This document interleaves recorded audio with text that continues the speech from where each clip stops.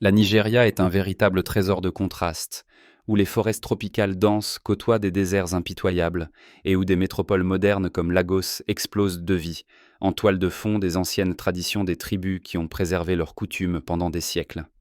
Pensez-y un instant.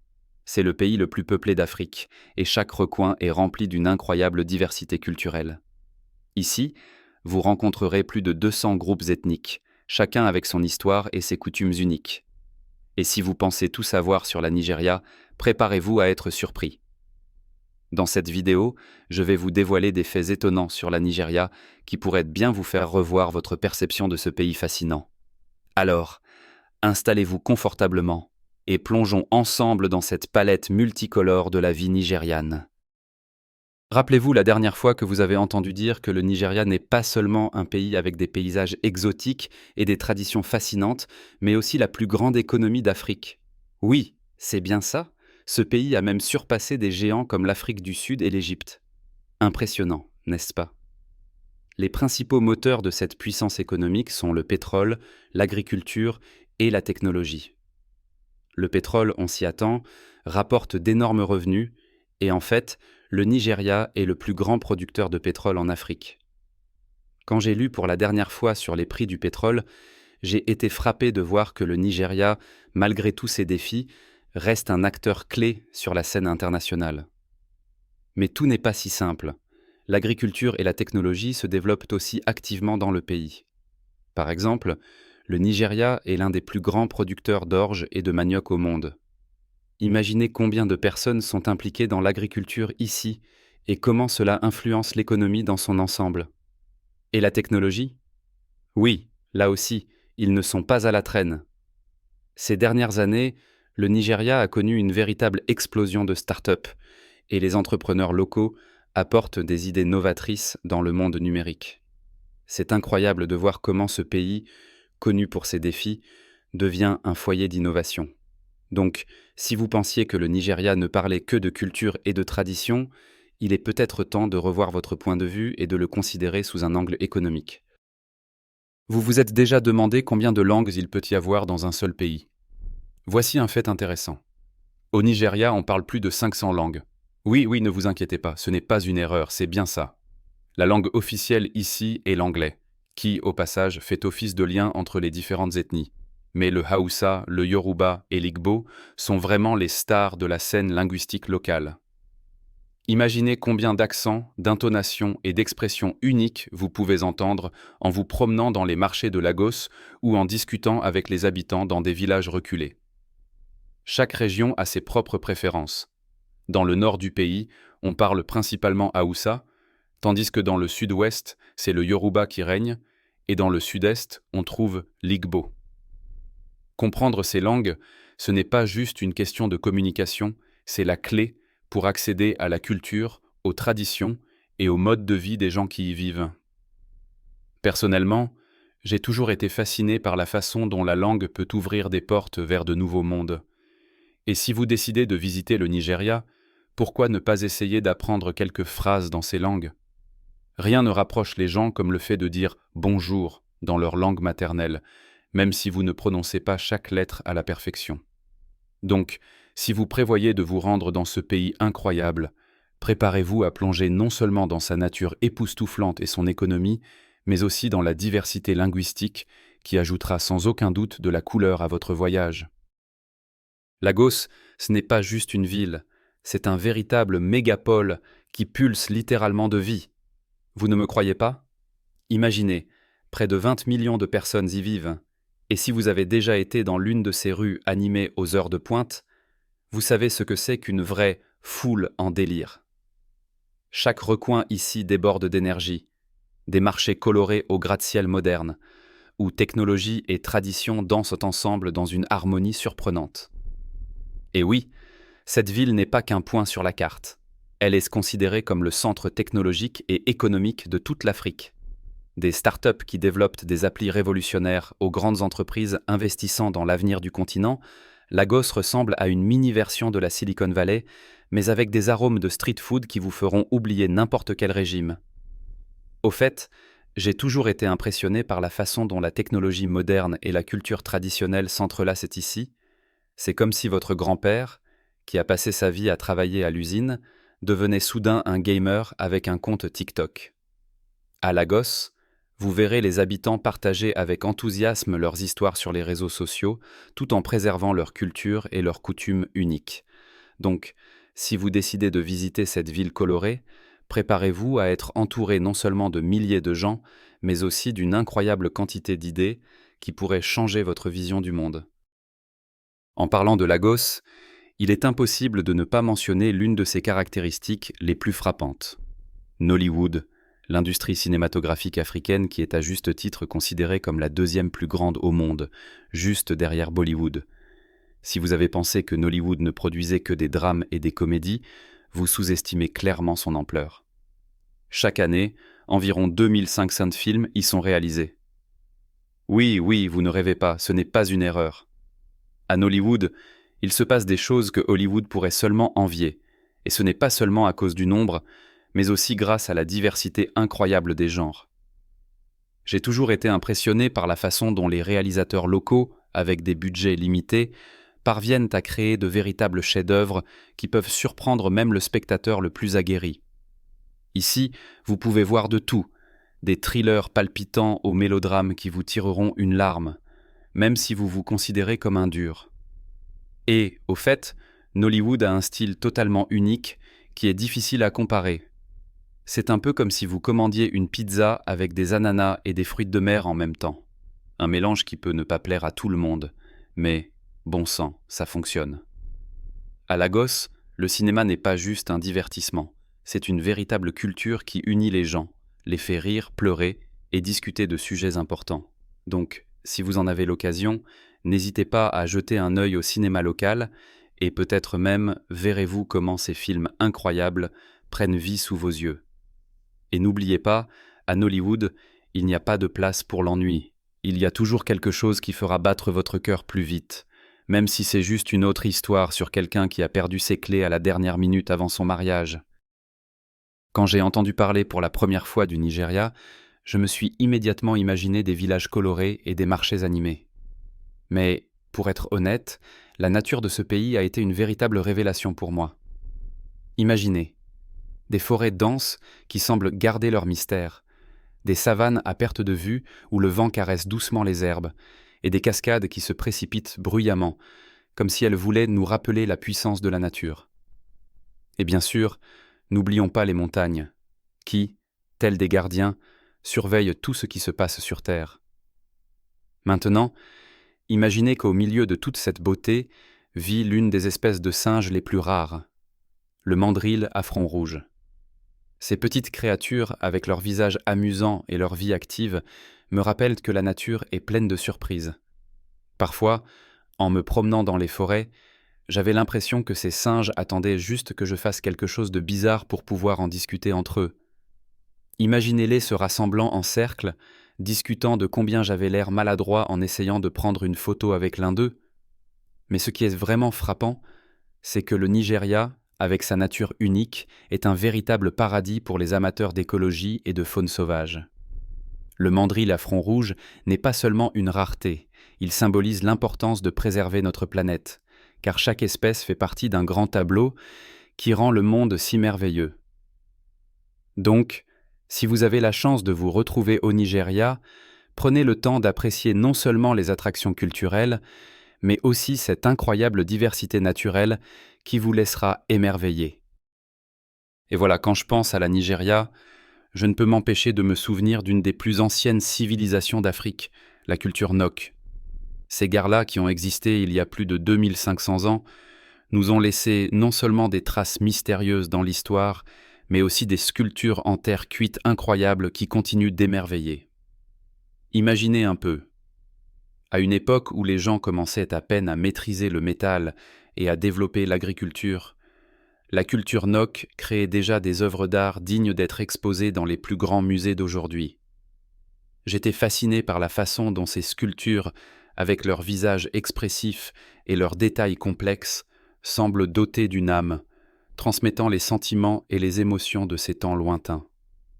C'est comme si les anciens maîtres, en travaillant l'argile, essayaient de capturer non seulement l'apparence humaine, mais aussi son monde intérieur.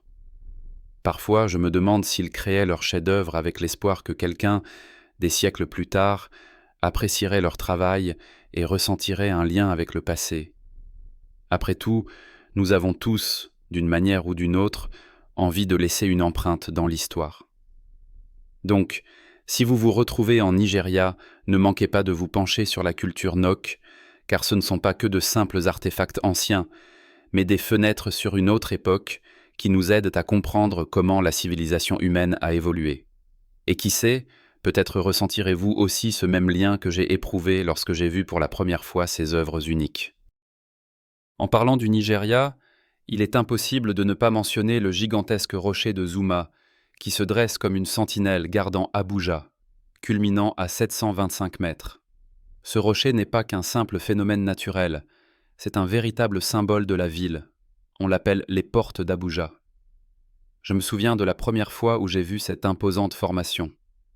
Elle est apparue soudainement de nulle part, et je n'ai pas pu m'empêcher d'admirer sa vue majestueuse. Les habitants lui accordent une signification particulière, la considérant comme un protecteur spirituel. C'est un peu comme quand, dans d'autres cultures, nous nous rendons dans de vieux temples ou monuments pour ressentir un lien avec quelque chose de plus grand que nous. Étrangement, le rocher de Zuma dégage effectivement une atmosphère mystique, comme s'il renfermait des secrets et des histoires que nous, simples touristes, ne pourrons jamais pleinement comprendre. On dit que la vue depuis son sommet est fantastique, et bien que je n'ai pas encore eu l'occasion de conquérir cette hauteur, je sais déjà que ce sera un de ces moments où l'on prend conscience de la grandeur de la nature et de son pouvoir d'inspiration. N'oubliez pas d'y faire un tour si vous êtes à Abuja, et peut-être que vous ressentirez aussi cette force et cette protection dont parlent les habitants. Ce rocher n'est pas qu'une simple pierre, c'est une partie de la culture et de l'esprit du peuple, et en le regardant, on ne peut s'empêcher de réfléchir à combien nous pouvons apprendre sur les gens simplement en observant leurs symboles et leurs croyances. Et maintenant, parlons un peu de ce mur qui pourrait bien figurer sur la liste des constructions les plus longues et mystérieuses du monde.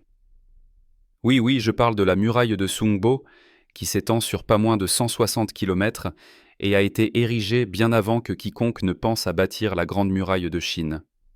Ce mur, que les habitants appellent la muraille de Sungbo, impressionne non seulement par ses dimensions, mais est également enveloppé de nombreuses légendes et mythes. Imaginez, vous marchez le long de cette ancienne construction, et chaque pas résonne en vous comme un écho de temps lointain, lorsque les gens étaient peut-être un peu plus proches de la terre et de leurs ancêtres. On dit que ce mur a été construit en l'honneur d'une grande femme nommée Sungbo, considérée comme la fondatrice d'un des anciens royaumes du Nigeria. Les légendes racontent que sa vie était pleine d'exploits, et c'est peut-être pour cela que les habitants ont décidé de pérenniser sa mémoire de cette manière grandiose. Quand j'ai entendu cela, je me suis demandé comment une seule femme avait pu inspirer tout un peuple à créer une telle œuvre à grande échelle. Cela me rappelle comment, dans d'autres pays, les gens érigent des monuments en l'honneur de leurs héros. Mais ici, il y a quelque chose de particulièrement émouvant. Le mur lui-même, bien qu'il ressemble à un simple objet façonné par l'homme, est en réalité un symbole de résilience et d'unité. En me promenant le long de ce mur, je ne pouvais m'empêcher de penser à ceux qui avaient autrefois travaillé à sa construction et à l'importance de préserver notre patrimoine culturel. Si jamais vous vous trouvez dans cette région, ne manquez pas l'occasion de voir ce mur de vos propres yeux. Ce ne sont pas juste des pierres, c'est une histoire qui nous parle d'un temps lointain. Et maintenant, plongeons au cœur du Nigeria, dans la ville de Kano, l'une des plus anciennes villes d'Afrique. Si vous pensez que les mégapoles modernes sont les seules à mériter une visite, Kano va certainement vous faire changer d'avis. Cette ville ne se contente pas de vivre, elle déborde d'histoire, avec des racines qui plongent profondément dans le Xe siècle, quand elle était déjà un centre de commerce du sel et de l'or. Imaginez, des rues bondées de gens qui discutent des prix, et autour, des murs anciens à couper le souffle qui semblent chuchoter leurs secrets.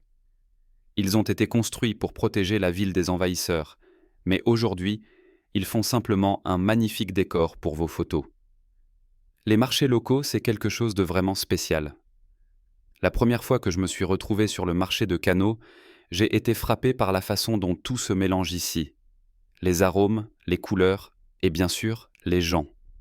Les marchands, avec le sourire aux lèvres, proposent leurs produits, tandis que moi, en bon touriste, je me perds entre les étals, me sentant comme dans un conte de fées d'un bazar oriental. Des bijoux en or, des tissus éclatants, des épices parfumées. Tout cela crée une atmosphère qui semble ne pas avoir changé depuis les temps des grandes caravanes qui traversaient cette ville. À Kano, vous comprenez que l'histoire n'est pas seulement dans les livres, elle est autour de vous, dans chaque regard et chaque pas. Donc, si l'occasion se présente, n'hésitez pas à faire un tour dans cette ville ancienne, et vous ne vous contenterez pas de la voir, vous en ressentirez le souffle, son énergie, comme si vous deveniez vous-même une partie de cette incroyable histoire. Maintenant, déplaçons-nous vers l'un des coins naturels les plus impressionnants du Nigeria, la plage d'Ibeno, qui, selon les rumeurs, est la plus longue plage d'Afrique de l'Ouest. Et quand je dis longue, je parle de 30 kilomètres de sable fin qui vous appelle à plonger dans les bras de l'océan Atlantique. Oui, 30 kilomètres, ce n'est pas une blague. Imaginez-vous, vous êtes allongé sur la plage, le soleil réchauffe votre visage et autour de vous, une plage infinie où chacun peut trouver son petit coin de paradis. Pour les surfeurs, Ibeno est une véritable trouvaille. Je ne suis pas surfeur, mais regarder les gens attraper des vagues était incroyablement captivant. Ces gars-là glissent sur l'eau comme des requins, et moi, debout sur le rivage avec un cocktail à la main, je les envie un peu pour leur audace. Mais ne croyez pas que cette plage est réservée uniquement aux amateurs de surf. Le calme et la sérénité qui règnent ici en font un endroit idéal pour ceux qui veulent simplement se détendre, lire un livre ou, comme moi, dessiner dans un carnet en s'inspirant de la beauté environnante. Des cocotiers poussent tout autour, et le bruit des vagues crée une ambiance tellement apaisante qu'on a l'impression d'être dans un petit coin de paradis. Et même quand le soleil se couche, transformant le ciel en une palette d'orange et de violet, on comprend qu'Ibeno n'est pas qu'une simple plage, mais un endroit où l'on a envie de revenir encore et encore. Alors, si vous prévoyez un voyage au Nigeria, n'oubliez pas d'emporter de la crème solaire et votre maillot de bain. Cette plage ne vous décevra pas. Après avoir profité des vastes étendues de la plage d'Ibeno, direction la cascade de Gurara, qui pourrait sans problème revendiquer le titre de Niagara nigérian. Imaginez-vous, pendant la saison des pluies, ce majestueux torrent de 30 mètres de haut se transforme en une puissante cascade rugissante, dévalant les falaises dans le vide. La première fois que j'ai vu Gurara, j'ai été frappé non seulement par sa hauteur, mais aussi par la force incroyable avec laquelle l'eau chute, créant des nuages d'éclaboussures qui vous arrosent de la tête aux pieds. Ici, vous pouvez vraiment vous sentir comme un explorateur, debout au bord, observant l'eau d'un blanc marbré se précipiter vers le bas, entouré de la verdure de la forêt tropicale, un spectacle tout simplement époustouflant. Si vous aimez l'aventure, ne manquez pas l'occasion de descendre au pied de la cascade. Là-bas, un lac enchanteur vous attend pour vous rafraîchir après une journée chaude. Mais attention, les pierres peuvent être glissantes, alors n'oubliez pas de porter de bonnes chaussures. Ou comme moi, prenez le risque avec ironie et enfilez des sandales. Et Gurara n'est pas seulement une cascade, c'est aussi un endroit parfait pour les amateurs de pique-nique. Je me souviens d'une fois où j'ai organisé un petit repas au bord de l'eau, écoutant le bruit de la cascade et admirant la lumière dansante sur sa surface. C'était un moment où la nature a vraiment laissé parler sa magie. Donc, si Gurara se présente à vous sur votre chemin, ne le manquez pas. Son énergie et sa beauté vous feront oublier tout le reste. Le royaume du Bénin, ce n'est pas juste un ancien royaume. C'est toute une époque où chaque œuvre d'art raconte une histoire. Les bronzes béninois sont de véritables chefs-d'œuvre de l'art africain, qui impressionnent par leur savoir-faire et leur profondeur. Ces pièces raffinées, créées par des artistes locaux, n'étaient pas seulement des ornements, mais de véritables symboles de pouvoir et de culture. Elles étaient principalement fabriquées en bronze, et croyez-moi, elles ne sont pas seulement magnifiques, elles portent en elles l'esprit d'une histoire millénaire. Malheureusement, beaucoup de ces artefacts se retrouvent en dehors du Nigeria, exposés dans des musées en Europe. C'est un peu comme si vous alliez dans un musée et que vous voyez vos objets préférés, mais qu'ils ne vous appartiennent pas. Le Nigeria lutte activement pour les récupérer, et ce n'est pas juste une bataille pour des objets, c'est une lutte pour l'identité et le patrimoine culturel. Imaginez ce que c'est que de voir votre culture, votre histoire, exposée dans d'autres pays, tout en ne pouvant que les observer de loin. Ce contexte fait de chaque bronze béninois non seulement une œuvre d'art, mais un véritable symbole de la lutte pour la justice. Personnellement, quand j'ai découvert cela, je me suis senti partie prenante de cette histoire et j'ai réfléchi à l'importance de préserver ses racines et de défendre son héritage. Si vous avez l'occasion de voir les bronzes béninois, ne la ratez pas. Ces artefacts, comme s'ils revenaient à la vie d'un temps ancien, vous parleront de la grandeur d'un royaume jadis puissant et de la manière dont il continue de vivre dans le cœur des gens. Le festival Osun-Osogbo n'est pas qu'un simple événement. C'est une véritable féerie qui rassemble des gens du monde entier dans une forêt sacrée dédiée à la déesse de l'eau Osun. Chaque année, à la mi-août, cette forêt se transforme en un véritable pôle d'attraction pour des milliers de pèlerins et de touristes désireux de toucher aux traditions anciennes et de ressentir l'esprit de cet endroit. Imaginez, vous marchez sur des sentiers étroits, entourés d'une verdure luxuriante, et tout à coup, un panorama magnifique s'ouvre devant vous, révélant un sanctuaire vieux de plus de 500 ans. Ici, au milieu de costumes colorés, de musique rythmée et de danses entraînantes, vous réalisez que vous êtes au cœur de la culture africaine. Ce festival n'est pas juste une célébration, c'est un rituel profond qui comprend des offrandes, des prières et des danses destinées à apaiser la déesse afin qu'elle accorde fertilité et abondance. J'ai toujours été frappé de voir comment les technologies modernes et les traditions peuvent coexister. Vous voyez des habitants prenant des selfies en arrière-plan de rituels ancestraux, ce qui est à la fois amusant et un peu triste. Mais c'est cela qui reflète l'incroyable résilience et la force d'une culture qui continue d'exister et de s'adapter aux temps modernes. Si jamais vous vous retrouvez au festival Osun-Osogbo, ne manquez pas l'occasion de participer au rituel et pourquoi pas de goûter à la cuisine traditionnelle. Car ce n'est pas seulement une fête, c'est une véritable expédition culturelle. La forêt interdite au cœur du pays est un endroit où le temps semble s'arrêter, vous plongeant dans un monde de mythes et de légendes anciennes. Osun-Osogbo, comme je l'ai déjà mentionné, n'est pas qu'un simple festival, c'est la dernière forêt sacrée préservée de l'Afrique de l'Ouest, pleine de magie. Protégée par l'UNESCO, cette forêt semble abriter l'esprit de sa déesse et tous ses récits transmis de génération en génération. En flânant sur ces sentiers, on réalise qu'on n'est pas seulement un touriste, mais un participant à quelque chose de plus grand. Chaque arbre ici semble murmurer des histoires de rituels anciens, de sacrifices et de la quête des bénédictions de la déesse. Imaginez-vous devant l'une des sources sacrées, avec de l'eau jaillissant du sol, comme si elle était remplie de magie et d'histoire. Je me souviens qu'on m'a montré un autel de pierre où l'on faisait autrefois des offrandes.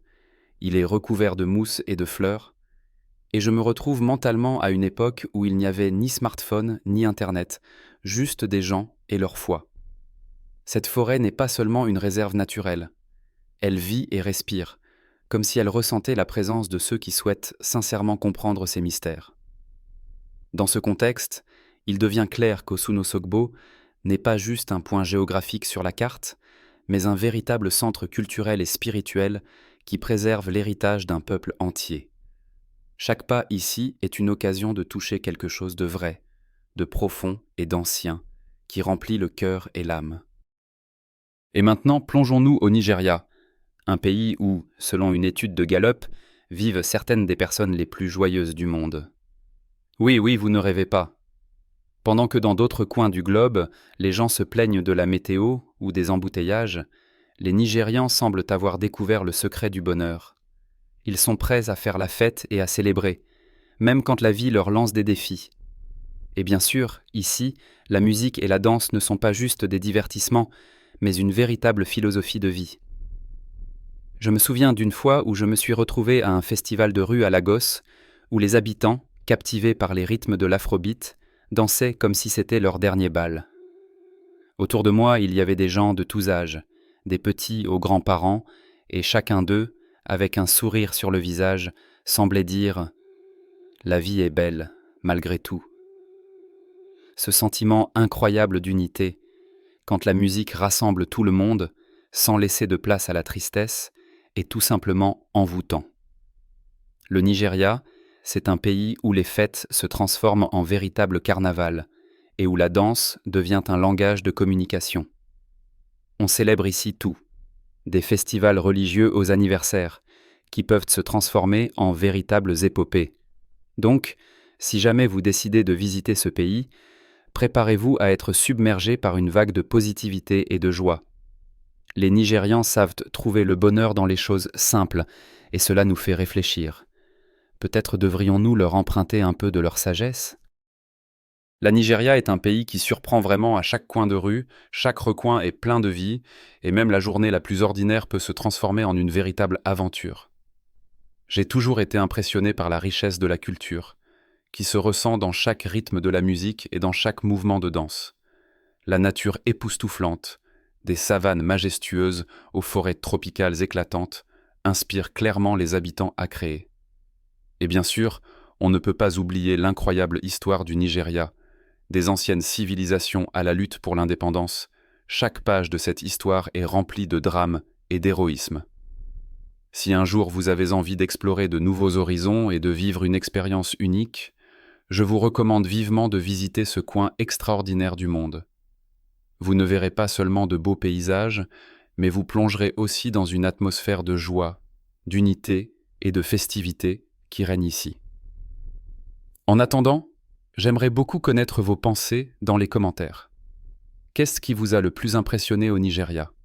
N'oubliez pas de liker cette vidéo et de vous abonner à la chaîne pour ne rien rater de nos nouvelles aventures passionnantes et découvertes historiques.